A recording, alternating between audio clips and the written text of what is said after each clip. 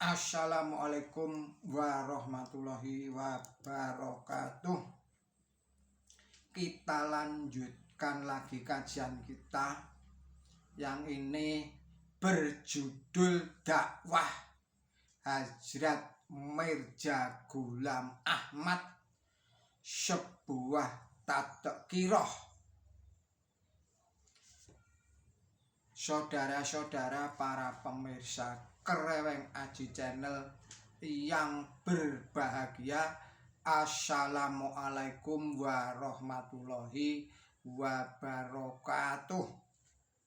Bismillahirrahmanirrahim. Hamba yang hina ini, Hazrat Mirza Ghulam Ahmad berkata, saya ulangi lagi, hamba yang hina ini adalah mujaddid dalam bidang syariat dan pula dalam bidang tarekat. Al-Hakam 24 Juni 1900.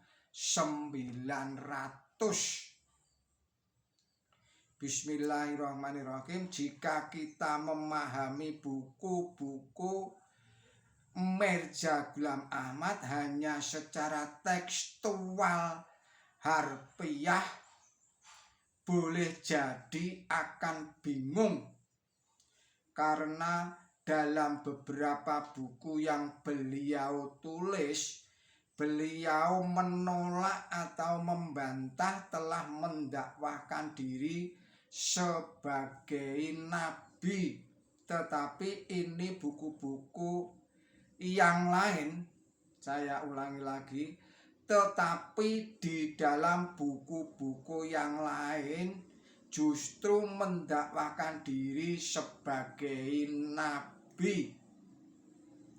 Dengan demikian seolah-olah nampak adanya pertentangan dan inkonsistensi di dalam dakwah-dakwah Mirza Ghulam Ahmad itu. Sebenarnya pertentangan dan inkonsistensi itu tidak ada jika kita memahami secara utuh, tidak sepotong-sepotong, kemudian memakai parameter yang beliau gunakan serta melihat latar belakang munculnya pernyataan-pernyataan itu. Salah satu parameternya adalah pernyataan beliau yang di atas tadi itu, yakni bahwa beliau adalah mujaddid di bidang syariat dan juga di bidang tarekat.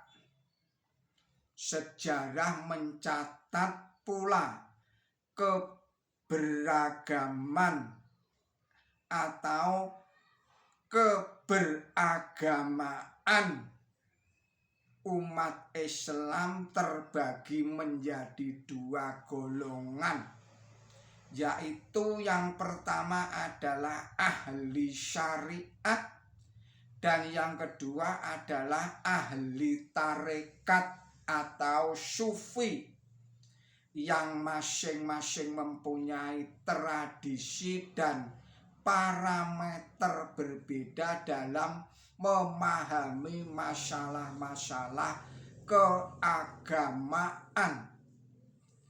Kepada ahli syariat inilah bantahan-bantahan Mirza Ghulam Ahmad terhadap pernyataan beliau sebagai nabi itu ditujukan.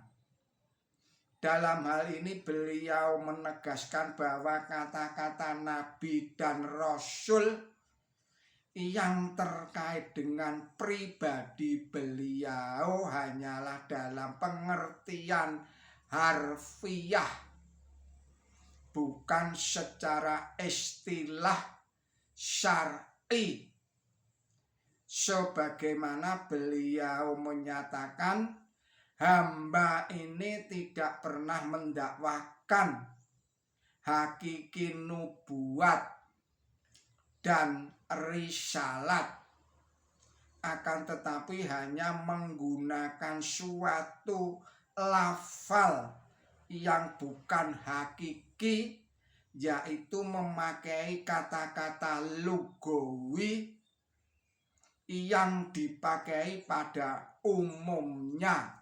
Kitab Anjam At-Tam halaman 27 tahun 1896. Saya ulangi lagi. Kitab Anjam At-Tam halaman 27 tahun 1896. Menjelang akhir hayat beliau Mirza Ghulam Ahmad ini, beliau menyatakan di bawah sumpah, dalam tanda petik, hamba yang hina ini berhadapan dengan para ulama saat ini. Berulang kali demi Allah telah menyatakan bahwa hamba tidak pernah mendakwahkan diri sebagai kenabian, tetapi bahkan sesudah itu tiada hentinya orang-orang ini melancarkan fatwa pengkafiran.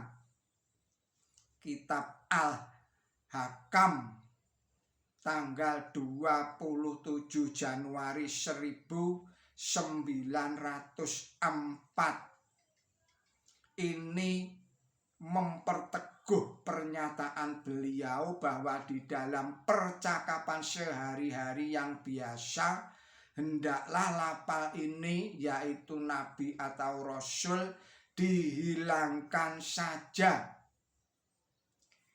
dan hendaklah beriman benar-benar di dalam hatinya bahwa wahyu nubuah telah ditutup pada diri Nabi suci Muhammad Shallallahu Alaihi Wasallam.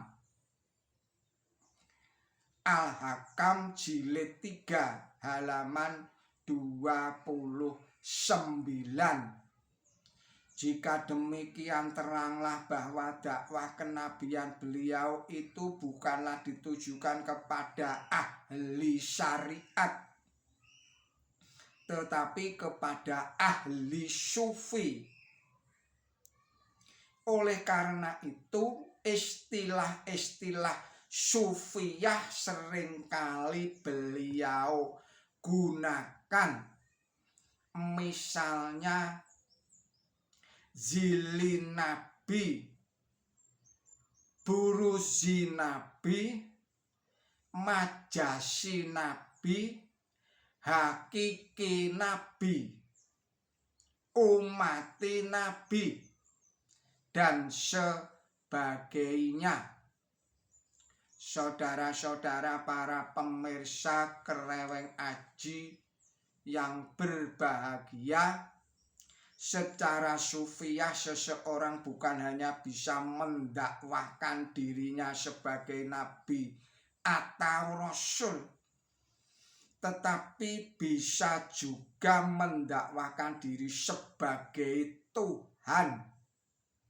Dakwah semacam itu mereka nyatakan di dalam keadaan fana atau lebur keakuannya, lebur kediriannya, yakni dalam fana firosul atau di dalam fana filah, yang seringkali oleh para ulama ahli fikih dianggap sebagai sesat dan menyesatkan. Di dalam kenyataannya, para ulama dan umat Islam yang menentang dakwah beliau bukanlah dari ahli sufi yang pada saat itu dan sampai sekarang tetap eksis di kalangan umat Islam sedunia. Pemahaman istilah-istilah sufi secara sufiyah akan mendatangkan rahmat dan nikmat. Demikian pula jika memahami istilah-istilah syar'i secara syariah. Sebaliknya, pemahaman istilah-istilah sufi secara syariah atau sebaliknya akan mendatangkan fitnah dan laknat, sehingga perbedaan pendapat di antara umat Islam yang mestinya menjadi rahmat berubah menjadi laknat gara-gara kekeliruan di dalam pemakaian alat atau kaidah. Istilah sufi yang dipahami secara syariah, misalnya dalam perdebatan antara pembela Islam dan Ahmadiyah Qadian yang berlangsung di Jakarta pada zaman Belanda dahulu, yaitu pada tahun 1934.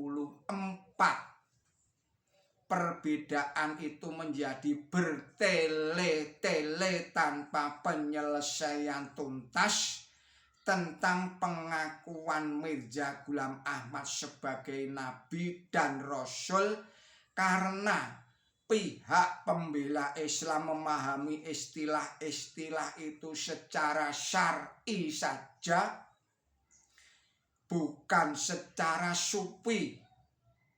Hal ini wajar karena juru bicara pembela Islam yaitu Ahmad Hasan bukan seorang sufi.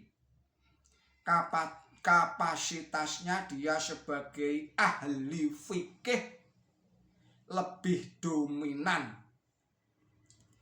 Saudara-saudara para pemirsa Kreweng Aji Channel yang berbahagia, kita akhirkan sekian dahulu video ini dan kita sambung lagi pada video yang berikutnya. Mohon maaf atas segala kesalahan dan kekilapan saya di dalam menyampaikan risalah ini. Billahi taufik wal hidayah. Ihdinas siratal mustaqim. Wassalamualaikum warahmatullahi wabarakatuh.